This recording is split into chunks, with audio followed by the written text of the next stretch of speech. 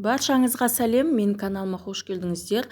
Бүгін сіздермен үй жағдайында ең дәмді, пайдалы сүзбе жасауды көрсететін боламын. Ешқандай лимон қышқылын пайдаланбай, артық затсыз сүзбе жасауды үйрететін боламын. Бізге бар болғаны осындай кефир, яғни айран қажет болады. Егер сізде айраныңыз қою майлы болатын болса, сүзбеңіз майлы болады деген сөз. Ал айраныңыз қышқылтым болса, сүзбеңізде қышқыл болып қалады. Сол үшін қышқыл емес, әдемі айран таңдаңыздар. Айранымызды орташа отқа, газға қойдық. Енді осылай жаймен сары суы бөлініп шығады. Айранды мүлде араластырмаңыздар, себебі сүзбеңіз өте майда болып кетеді. Сары суы бөлініп шыққаннан кейін газымызды баяу отқа қойып, қақпағын жауып, қайнағанша пісіретін боламыз. Қазанымыз қайнаған сәттен бастап шамамен 20-30 минуттай баяу отта қазанның қақпағын жауып қайнататын боламыз.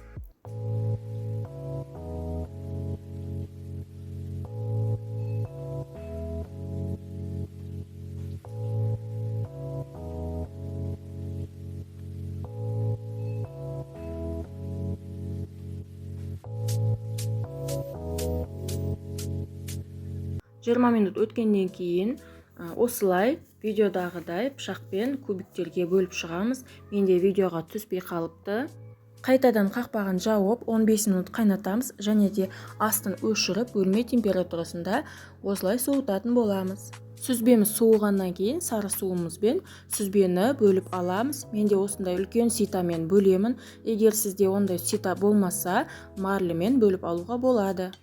Осылай сүзбеден шыққан сары суын сыворотка деп атайды. Оны төгуге асықпаңыздар.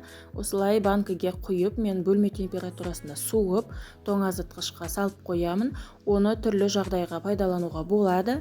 Лимон қышқылынсыз жасалынған сүзбеден шыққан осындай сывороткадан, яғни сары судан түрлі асқазан ауруларына ем деп айтсам болады. Сүзбеміздің артық сары суын шығару үшін үстіне салмақ қойып, осылай видеодағыдай қойып қойсаңыз болады. Шамамен 2 сағатқа бізде осындай әдемі, өте дәмді, пайдалы сүзбе дайын болды. Менде 3 литр айраннан 650 грамм сүзбе шықты. Міндетті түрде жасап көріңіздер және де менің каналыма тіркеліп, лайк басып кетуді ұмытпаңыздар.